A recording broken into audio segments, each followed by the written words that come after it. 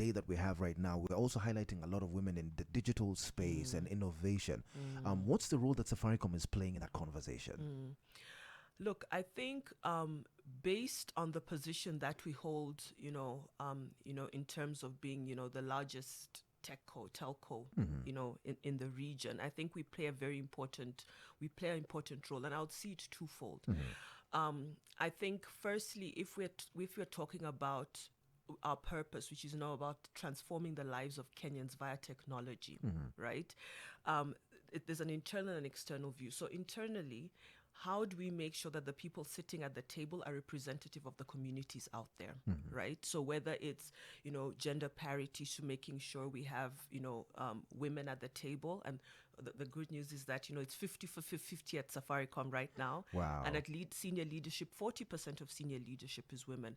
But why that's important, like I said before, is that you can, if you understand the community in which you live, you understand the needs, what they want, and you're able to develop for that, right? And then making sure that we're putting technology in the hands of these women, because we understand that when a woman has access to technology, it just doesn't uplift her life.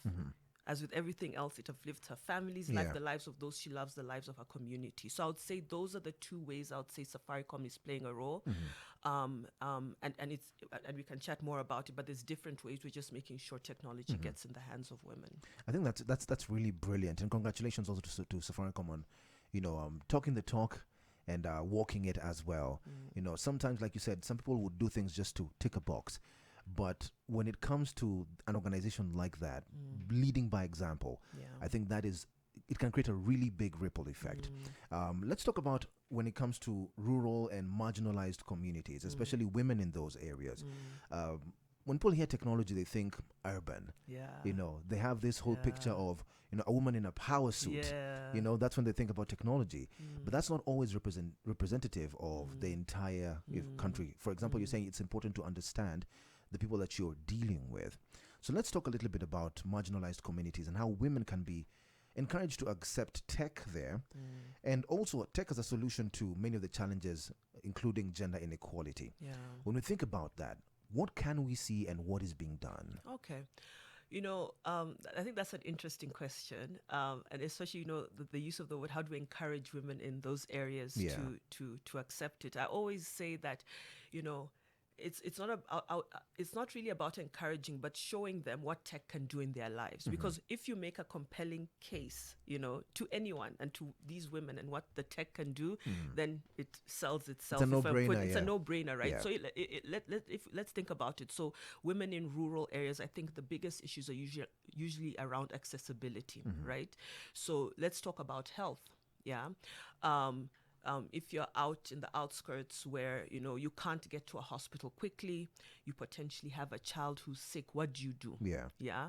Now, that's where something like technology comes in. One of the technologies that Safaricom powers in partnership with Gertrude's is basically, it's called Daktari, what's it called? Daktari Smart. I had to remember the name, right?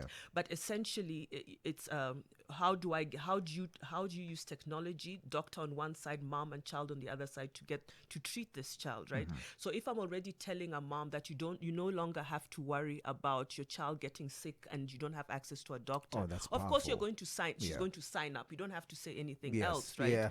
And then it's about making sure that we've done the tech part to do that, and then how do we make sure we get the smartphone in our hands, because you obviously need a smartphone, right? So then programs like Lipa Mdogo Mdogo, where she's paying as she uses the device, gives her access to that smartphone. So I think that's just one example of the things that Safaricom is doing around that space. You mentioned access, and I think it's brilliant to actually just segue into this conversation. According to UN Women's survey, women are apparently 12% less likely to own a mobile phone, and by extension, digital access. So is there a possibility to close all gaps in digital